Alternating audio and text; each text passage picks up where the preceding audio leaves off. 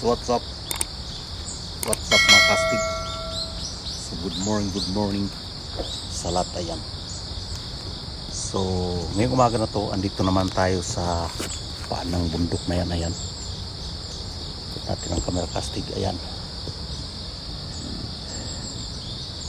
Kaya't tuloy-tuloy yung paggawa natin ng content. Kaya't andito naman tayo sa part 6. Kaya't sa part 6 gamitin natin ang tinatawag nating elbow, kung paano natin gamitin.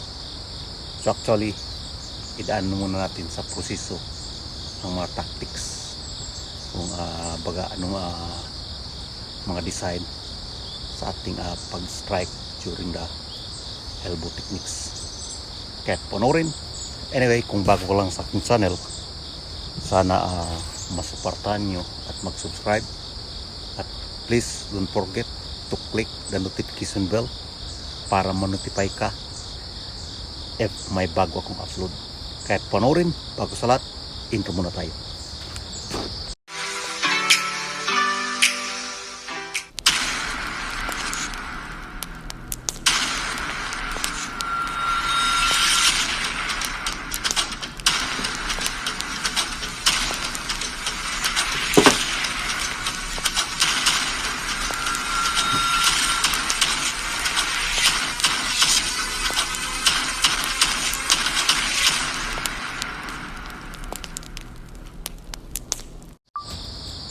Kastig, andito na tayo sa part 6. Siyempre hindi wala yung pag-aabot natin ng sakot.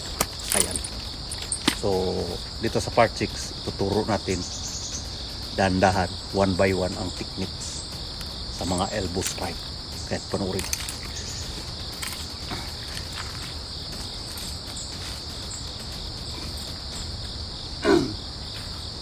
Siyempre kastig, dito sa part 6 ituturo natin ang mga design sa elbow. Ayan. So one by one techniques. Una kasi dun sa mga processing sa position ka tunog. Yan. So ang purpose dito sa left side kamay is prepare for grab and then prepare for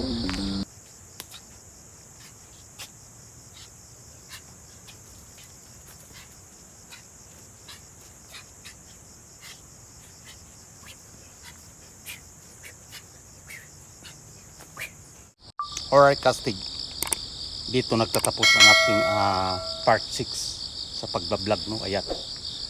At kung interesado kayo mga kastig, sana masuportan yung aking munting channel. Ayan.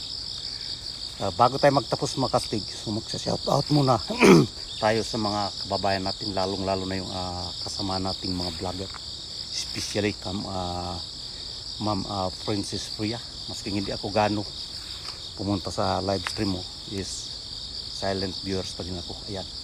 At sa lahat ng mga ka-team Princess Fria, shout out sa inyong lahat. At sa kay Ride On, si L14, si Unlimited, Ajikad Unlimited vlog. Ayan. Single mom. Ayan. Sa lahat ng mga kababayan natin, lalong lalo na dun sa Pilipinas, shout out sa inyong lahat. Sana tuloy-tuloy yung pag-support ninyo sa aking munting channel. Ayan. Kaya so next time yung iba naman shout out natin dito sa ating channel. At hanggang dito na lamang mga kastig. Thank you for watching. God bless all. Happy Sunday sa lahat.